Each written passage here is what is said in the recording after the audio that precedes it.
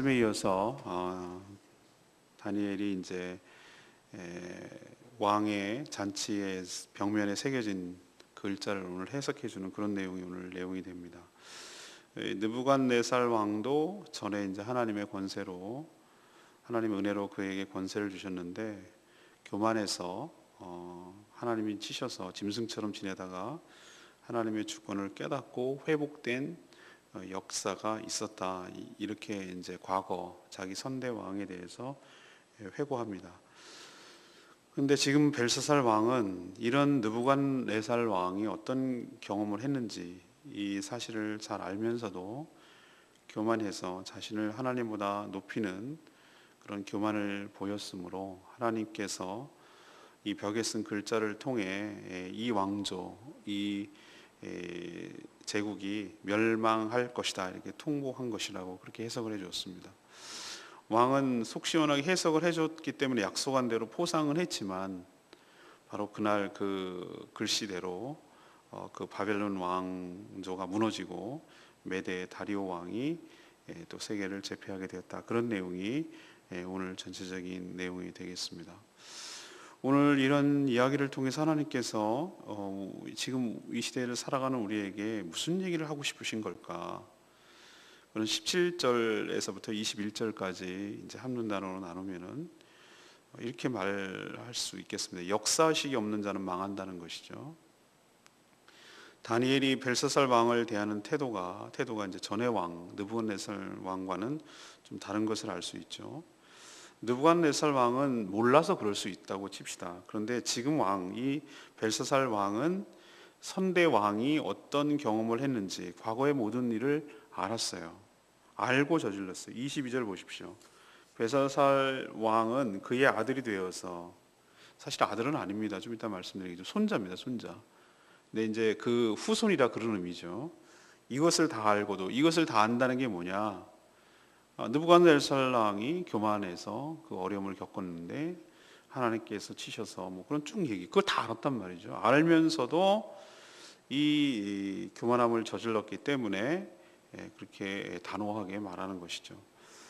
이 다니엘은 과거 이제 선왕 할아버지죠. 느부갓네살 왕에게 어떤 일이 있었는지를 이 벨사살 왕에게 지금 설명하고 있습니다. 느부갓네살 왕도 교만하기 마찬가지였어요. 하나님께서 허락하시고 은혜를 주셔서 그 큰 권세와 영광과 위엄을 누렸어요. 그런데도 하늘 높을 줄 모르고 교만했다가 하나님의 징계로 인해서 들짐승처럼, 자기가 짐승이라고 생각한 정신병에 걸렸다고 했는데 숲을 속에 나가서 소처럼 풀을 먹고 이슬을 맞고 그리고 완전 짐승처럼 지낸 것이죠. 그렇게 7대를 지낸 그런 경험이 역사가 있습니다. 그때 이제 깨달았는데 자신보다 높은 하나님이 계시는구나. 근데 제가 그 밑줄 그어야 된다고 말씀했죠. 우러러 하늘을 우러러 보니, 이런 것이 해결책의 시작이었다고 그랬잖아요. 아마 그 지난 월요일 날 기억이 나실 겁니다. 그때 이제 자신보다 높은 하나님이 계시고 하나님께서 모든 나라의 권세, 나라와 권세와 또 생사 화복을 다 주관하시는 주인이시다. 이것을 짐승처럼 지내면서 뼛속 깊이 그리고 처절하게 깨닫게 하셨어요.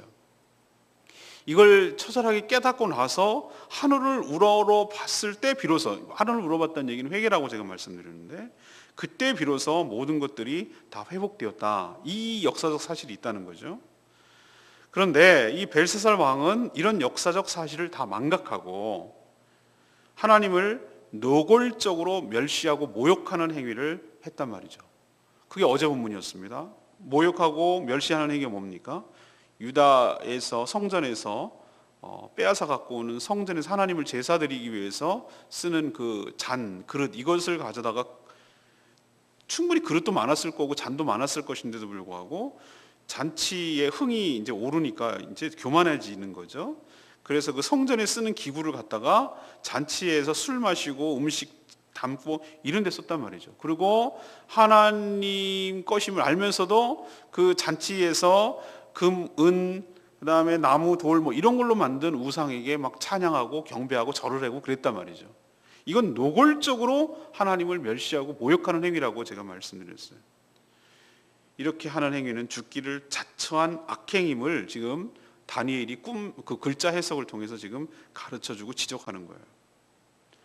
저는 오늘 첫 번째 이런 얘기를 통해서 우리에게 하나님께서 하시고자 하는 얘기가 뭘까 곰곰이 생각해 보니 이 땅을 살아가는 우리 성도들도 역사 의식이 있어야 된다는 거예요. 다시 말해서 과거로부터 배워야 돼요. 우리가 왜 역사를 배워야 됩니까? 과거의 그런 실수를 되풀이하지 않기 위해서 역사를 배우는 거예요. 왜 우리가 고전을 읽어야 됩니까? 우리가 고민하고 힘들어하는 문제들 선조들이 다 이미 경험하고 고민하고 그리고 그 내린 결론을 갖다가 쓴 책이 고전이잖아요. 그래서 고전을 읽으라고 인문학을 읽으라고 하고 그래요. 근데 그런 고전보다도 더 탁월한 고전이 성경인 줄로 믿습니다. 성경이야말로 가장 탁월한 하나님의 지혜예요. 그리고 인간이 경험한 모든 것들 하나님과의 관계에 있어서 그것들을 다 정리해 놓은 책이기 때문에 성경으로부터 교훈을 받아야 돼요. 그 이제 믿는 자의 경우일 수 있는데 이 특히 왕, 지도자가 될 사람들은 과거에 어떤 일이 쭉 있었는지에 대한 생각들을 가지고 역사식을 가지고 배워야 됩니다. 그래야 똑같은 일을 되풀이하지 않고 자기 혼자만 잘못되는 것이 아니라 나라가 잘못되지 않기 때문에 배워야 되는 거예요. 근데 벨사살 왕은 전혀 그런 역사의식이 없었어요. 느부갓네살 자기 할아버지가 어떤 고생을 하고 왜 그런 고생을 하고 왜 그런 이유가 뭔지에 대해서 조서까지 꾸미고 내리고 역사에 기록을 해놨는데도 불구하고 하나도 기억하지 못했어요. 그리고 하나님한테 함부로 했어요. 느부갓네살 왕이 그 모든 체험을 한 다음에 그 기록을 해놨거든요. 여러분 그게 4장 내용이 전부 다 그 얘기잖아요. 우리도 이 지금 기록해놓은 책이 옛날의 역사이기도 하고 성경이기도 합니다. 지금 얘기는 실제 역사이기도 하고 또 성경이기도 해요. 그럼 왜 하나님께서 왜 이걸 통해서 우리에게 가르쳐 주시는가? 너희들도 뭐 하라는 거예요? 이것을 통해서 교훈을 좀 얻어라. 너희들도 이런 벨사살 같은 왕의 잘못을 되풀이하지 말거라. 그렇게 하나님의 주권을 깨닫지 못하는 자에게 어떠한 어려움이 처해지는지 느부갓네살 왕을 보고 좀 깨달아라.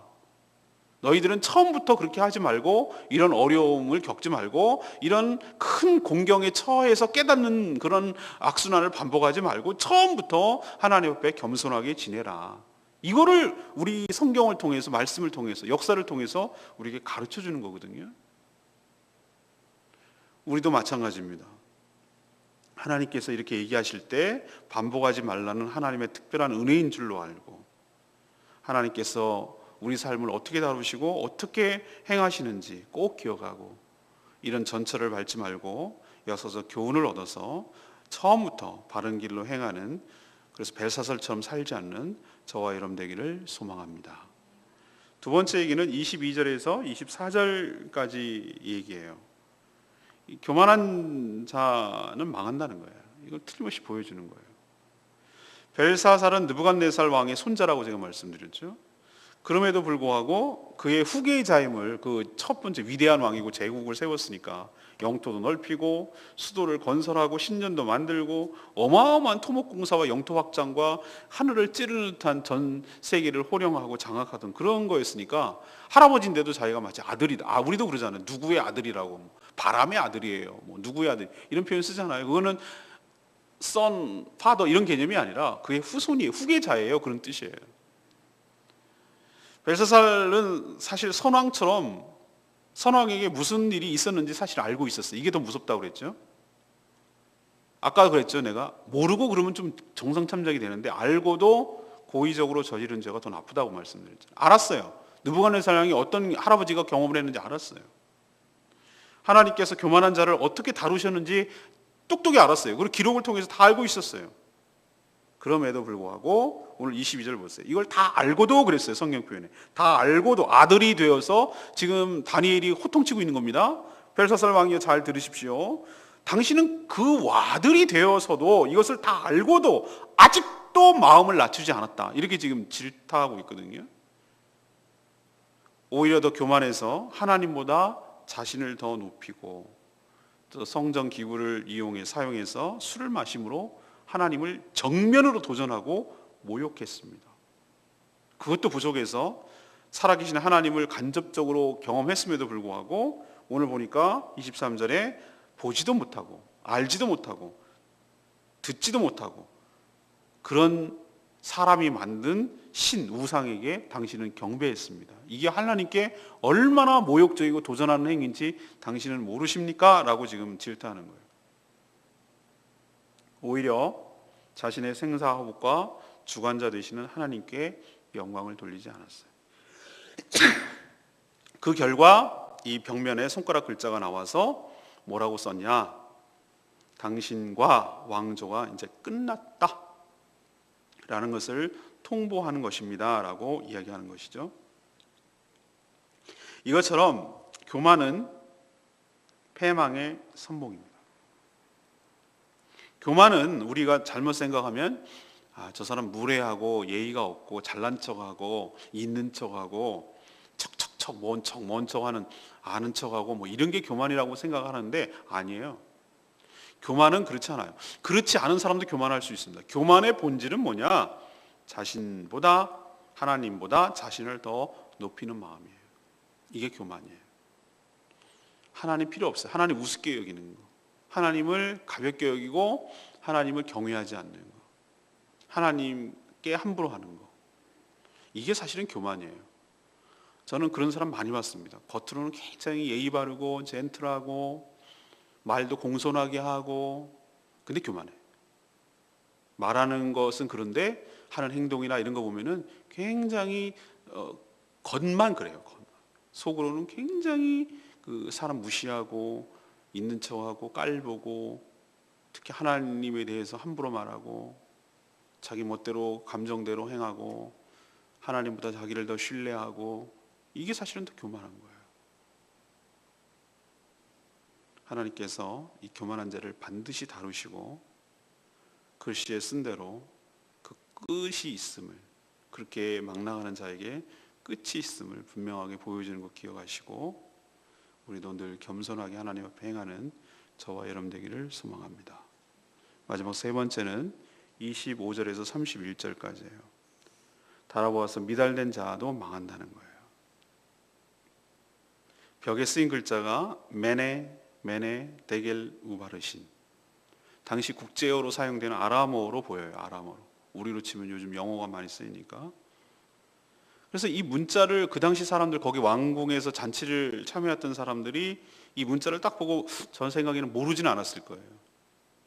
요즘 우리가 영어 쓴다고 모르는 사람이 있겠습니까? 웬만한 사람 다 알죠. 근데 문자적으로 이것이 세고 세어져서 무게가 달리고 나눠졌다, 이런 동사가 쭉 연결된 거거든요. 근데 써놨는데도 중요한 건 뭐냐면 글씨를 못 읽어서가 아니라 이게 무슨 뜻인지를 모르는 거예요. 이게 뭐야? 세고 세어져서 무게가 달리고 나눠졌다, 이 뜻이거든요. 그래서 수많은 왕이 다 불러냈잖아요. 박수, 무당, 술객들, 점술사들 다 불렀는데 몰랐어요. 그래서 결국은 다니엘까지 와가지고 지금 부탁을 하는 건데, 다니엘은 아주 단호하게 설명합니다. 이거는 하나님의 심판이고 멸망을 통보하는 것입니다 라고 왕에게 얘기를 해요. 잘 들으십시오. 하나님이 이미 세어보았습니다. 또 저울에도 달아보았습니다. 그랬더니 당신은 이미 부족하고 미달되었습니다. 그래서 당신의 나라가 나뉘어지게 되고 다른 왕조로 넘어가게 되었습니다. 이 뜻이에요. 이 벨사살 왕은 일단 그렇게 궁금하고 넓적다리가 흐물흐물해지고 두 무릎이 딱딱딱딱 부딪힐 정도로 너무나 공포에 사로잡혀 있던 이 문제가 일단은 다니엘을 통해서 정확하게 해석이 되니까 너무 좋은 거예요. 그래서 탐복하고 자기가 약속한 대로 권력의 상징인, 그 당시에는 굉장히 귀한 옷이라고 말씀드렸죠. 자주색 옷을 만들 수가 없기 때문에, 너무나 고가이기 때문에, 염색이 부족해서 자주색 옷을 입혔어요. 이건 왕의 옷이거든요. 또 금사슬을 목에 걸어도, 이건 권력의 상징이거든요. 권위에. 그리고 나라의 셋째 통치자로 삼았어요. 굉장히 높여졌거든요. 근데 그럼 뭐 할 거예요? 이미 늦었어. too late. 늦었어요 이제. 왜 늦었냐? 그리고 의미가 없다. 우리 개그 프로에서 의미 없다 그러잖아요. 의미 없어요. 왜 의미 없냐면은 오늘 보십시오. 30절, 그날 밤에 그 해석을 하고 난리를 친 그날 밤이에요. 멀리 가지도 않았어요. 그날 밤. 그 잔치를 벌이고 해석을 못해서 난리를 치다가 다니엘의 그 글자 해석을 듣는 그날 밤이었어요. 갈대아 왕 벨사살이 죽임을 당하고 그날 죽었어요. 메대 사람. 메대는 지금으로 치면은 위에가 이제 바벨론이고 지금은 메대는 좀 아래쪽이에요. 지금 이제 이라크 쪽, 쿠웨이트에 가까운 이라크 쪽, 중앙에 있는 그 나라가 조그만한 나라에 있는데 이제 세력을 키워가지고 바벨론 제국을 쓰러뜨린 거예요. 당시 유프라테스 강 그 사이에 다리를 놓고 엄청난 그 제국을 건설하고 성 바깥에는 커다란 그 뭐가 흘러가냐면은 또랑이 흘렀어요. 또랑이. 왜? 적이 못 들어오게 하려고. 근데 학자들이 하면은 메대 군사가 어떻게 했냐면 물을 빼내버렸어요. 뚝뚝을 파가지고 물을 빼내고, 그러면 그래도 물이 없다고 해도 못 들어가죠. 성이 있으니까. 근데 어떻게 했는가? 그 수로, 성과 이게 통하는 하수도 수로 있잖아요. 그 문을 통과해서 들어갔다고 그래요. 밤에 술 흥청망청 먹고 1,000명이 다 모여가지고 설마 여기 누가 들어오겠어? 라고 교만하게 떨고 있던 그들이 그런 식으로 쳐들어가서 함락당했어요.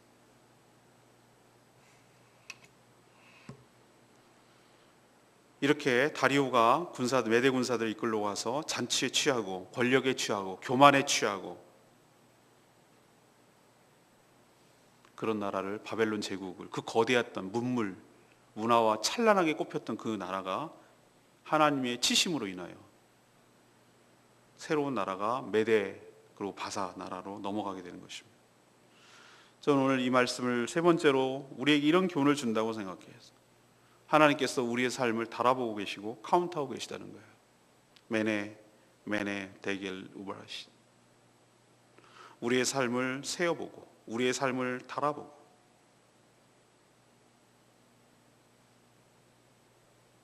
이걸 생각하면 정말 끔찍하고 두려운 일입니다. 하나님의 저울에 우리가 올라간다. 하나님의 카운트에 우리가 세워진다면 누가 감히 하나님 앞에 설 수가 있겠어요?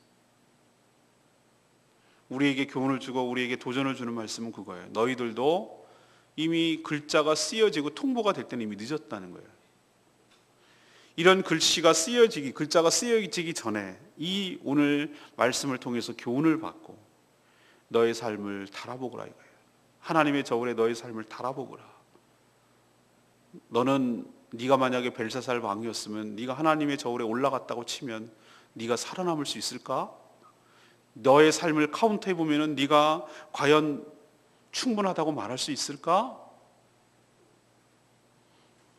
그렇게 인생이 부족하고 인생이 미달되고 인생이 모자라는데도 불구하고 여전히 그것도 모르고 현실도 깨닫지 못하고 하나님의 심판이 임박했음에도 불구하고 여전히 회개할 줄 모르고 나태하고 방만하고 게으르고 교만하고 그렇게 살아가다가 하나님의 글자가 나타나는 순간 그날 밤 너의 마지막이 될 수도 있지 않을까? 하나님께서 이렇게 도전을 주시는 거예요.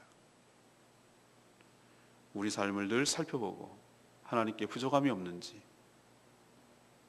우리를 늘 세어보는, 달아보는, 우리 스스로가 자신을 살펴보는, 그래서 하나님께 심판받지 않고 멸망받지 않는 저와 여러분 되기를 소망합니다. 오늘 저는 밑줄 쫙 그은 22절 말씀이 레마의 말씀이었어요. 22절 말씀. 벨사살이여 왕은 그의 아들이 되어서 이것을 다 알고도 마음을 낮추지 아니하고. 이건 누가 누구에게 한 말입니까? 다니엘이 벨사살 왕에게. 신학대학원 시험 문제 어렵지 않다고 그랬죠. 이거라고 그랬죠. 왕은 그의 아들이 되어서 이것을 다 알고도 마음을 낮추지 아니하고. 누가 누구에게 한 말일까요? 이게 시험 문제라니까요. 그러면 여러분은 뭐라고 써야 되죠? 다니엘이 벨사살 왕에게. 이렇게 쓰면 돼요. 자, 그런데 이 벨사살 왕만 꼭 이런 소리를 들을 소린가? 우리도 얼마나 말씀을 통해서 하나님의 경고와 교훈을 많이 듣습니까? 요즘처럼 설교의 홍수 속에 살아가는 사람들이, 성도들이 어디 있습니까? 옛날에는 말씀 듣기도 너무 귀했는데 목회자도 귀하고 인터넷 매체나 어디 뭐 비디오 테이프가 있습니까? 녹음 테이프가 있습니까?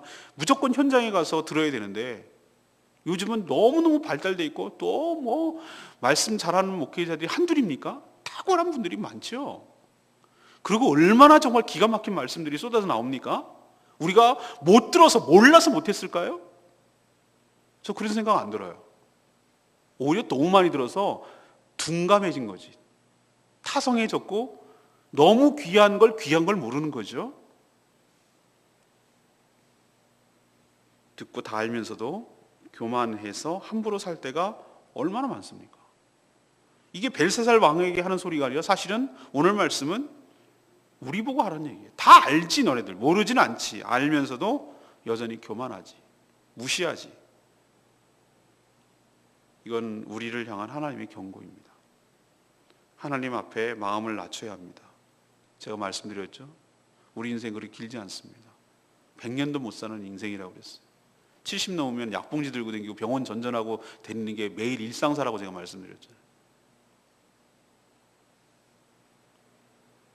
죽을 때 조그만한 상자 안에 들어가서 1년만 되면 썩을 인생이 우리예요. 그런데도 영원히 존재하시고 사시는 그 하나님 앞에 얼마나 교만하고 까불는지, 하나님의 교훈을 멸시하고 우습게 여기는지 몰라요. 겸손이 비굴한 것도 아니고 무능한 것도 아니라고 제가 말씀드렸어요. 겸손이야말로 지혜롭게 사는 것이고 그게 하나님이 주신 능력인 줄로 믿습니다. 겸손하게 살 때 우리에게 복이 있게 될 줄로 믿습니다. 겸손은 자신을 깎아내리는 것이 아니라 하나님 앞에 자신을 인정하고 그 은혜로 살아가는 것을 깨닫고 은혜로만 사는 법을 배워가는 것, 이게 겸손한 사람일 줄로 믿습니다. 오늘 세 가지 말씀드렸습니다. 정리하면 이겁니다.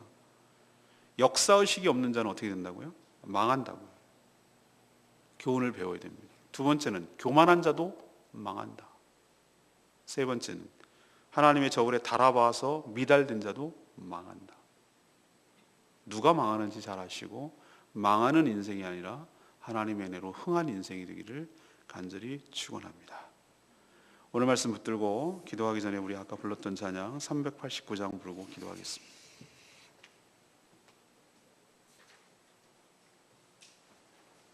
찬양집 389장 주 여호와는 광대하시도다. 그렇습니다. 주 여호와는 광대하십니다. 홀로 영광 받으시기에 합당하신 분이십니다. 우리 인생의 하나님 앞에 겸손해야 될 줄로 믿습니다.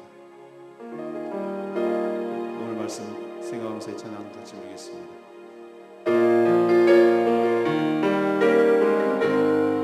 주 여호와는 광대하시도다. 주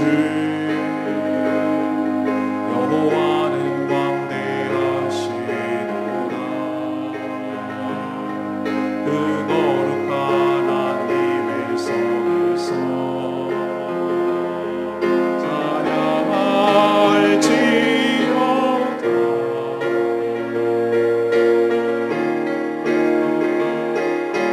주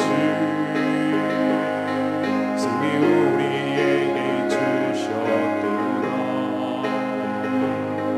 모든 원수를 이치시네.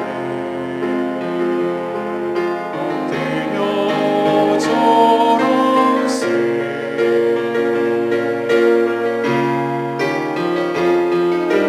주의 크신 이름 높이며 우리에게 행하신 위대한 일 감사하세. 오 주의 신실하신 그 사랑 온 땅과 하늘 위에 계셔 홀로 영원하시느니. 나 주의 크신 이름을 찬양하겠으네. 나 주의 크신 이름 높이며 우리에게 행하신 위대한 일 감사하세. 오 주 신실하신 그 사랑 온 땅과 하늘 위에 계셔 홀로 영원하시니.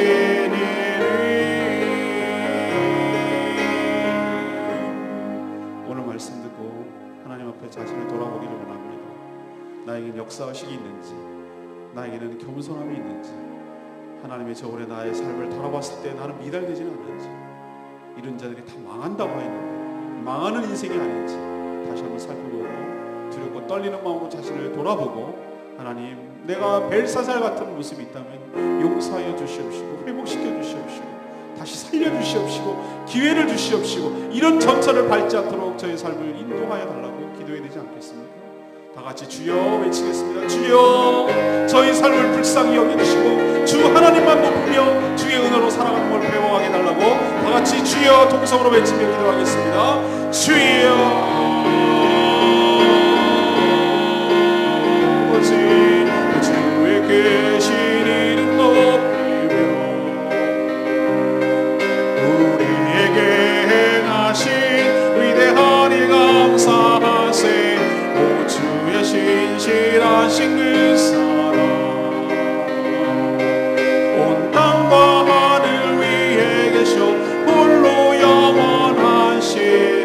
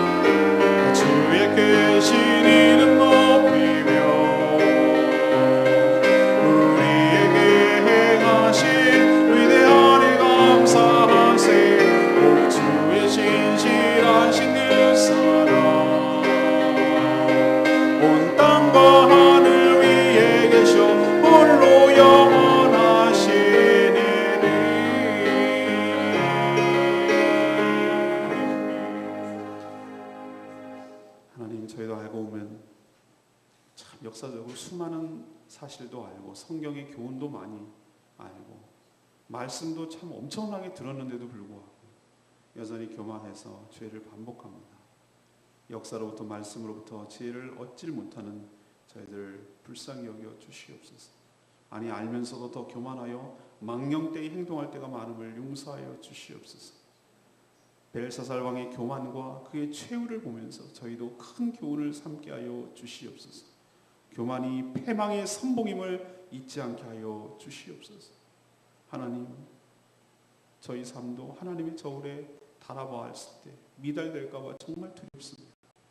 하나님이 우리의 삶을 세어볼 때 부족할까 너무나 두렵습니다. 글자가 나타나 이미 늦기 전에 이런 통보를 받기 전에 속히 회개하고 돌이켜 겸손히 주님의 뜻을 받들며 순종하며 살게 하여 주시옵소서. 벨사살 왕이 잔치에 취해 술에 취해 권력에 취해 허랑방탕하고 살다가 이런 험한 꼴을 당한 것처럼 저희들도 세상에 취해 살다가 이런 험한 꼴 당할까 두렵습니다. 술 취하지 않게 하여 주시고 세상에 취하지 않게 하시고 성령으로 충만하게 하셔서 시대를 분별하며 하나님의 거룩한 뜻을 분별하며 바르게 살아가는 저희들 되게 하여 주시옵소서. 잠자는 신앙 이제는 깨어나게 하여 주시고 나태하고 게으르고 자기 주관, 자기 생각, 자기 판단에 사로잡혀 사는 그릇된 신앙 벗어버리고 주님 앞에 겸손히 행하는 저희들 되게 하여 주시옵소서. 주님께 모든 것 맡겨놓고 이 시간 간구하는 기도도 들어주실 것을 믿으며 예수 그리스도의 이름으로 기도합니다. 아멘.